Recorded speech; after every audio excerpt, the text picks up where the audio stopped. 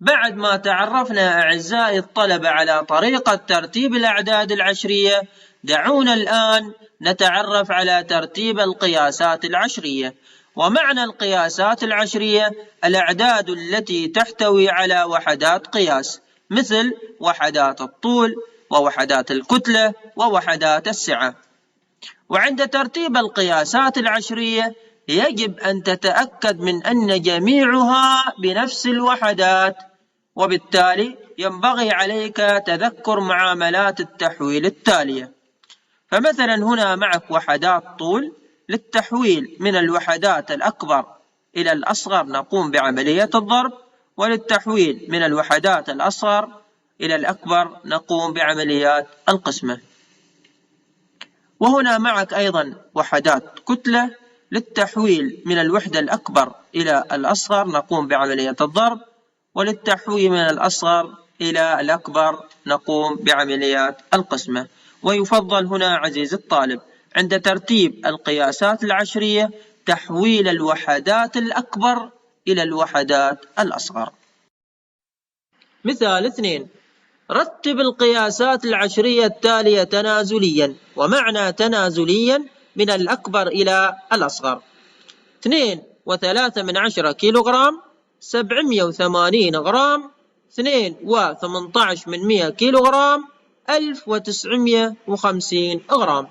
لاحظ معي عزيزي الطالب أنه في هذا المثال توجد وحدات قياس مختلفة، ولترتيب هذه القياسات يجب توحيد هذه الوحدات، بمعنى أن نجعلها بنفس الوحدات.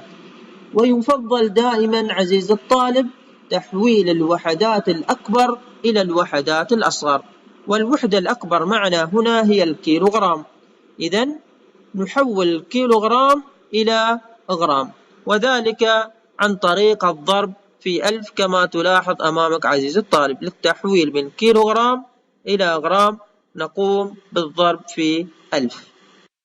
إذن نقوم بتحويل العدد 2.3 كيلوغرام إلى غرام بالضرب في 1000، ويصبح 2.3 ضرب 1000 يساوي. لاحظ معي الآن عزيزي الطالب معنى عدد عشري ضرب 1000. عند الضرب في 1000 فإن الفاصلة العشرية تتحرك جهة اليمين 3 منازل عشرية. إذا أكتب العدد بدون فاصلة عشرية. أولا الفاصلة العشرية موجودة بين 2 و3، أقوم بتحريك هذه الفاصلة 3 منازل عشرية جهة اليمين. يتبقى معك منزلتين عشريتين فارغتين أضع مكانهم أصفار، بالتالي يكون الناتج 2300 غرام. 780 غرام تبقى كما هي. 2.18 كيلوغرام نقوم بتحويلها إلى غرام، وذلك بالضرب في 1000. إذن نقوم بضرب 2.18 كيلوغرام في 1000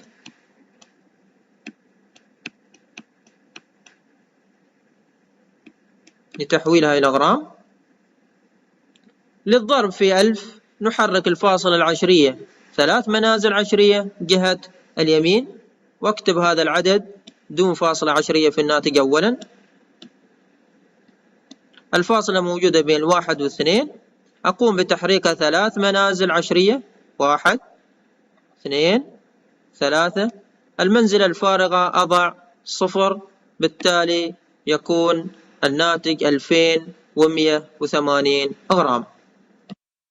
وبالتالي بعد توحيد هذه الوحدات إلى غرامات تصبح 2300 غرام، 780 غرام، 2180 غرام، 1950 غرام. وبما أن المطلوب في السؤال هو ترتيبها من الأكبر إلى الأصغر، إذن أكبر هذه القياسات هو 2300 غرام، ويمثل 2.3 كيلو غرام. ويتبقى معك عزيزي الطالب 780 غرام، 2180 غرام، 1950 غرام. أكبرها 2180 غرام ويمثل 2.18 كيلو غرام. إذن هذا بيكون في الترتيب الثاني. يتبقى معك القياسين 780 غرام و1950 غرام، أكبرها 1950 غرام. إذن هذا بيكون في الترتيب الثالث. وفي الترتيب الأخير أو الأصغر هو 780 غرام. بهذه الصورة عزيزي الطالب قمنا بترتيب هذه القياسات من الأكبر إلى الأصغر. والسلام عليكم ورحمة الله وبركاته.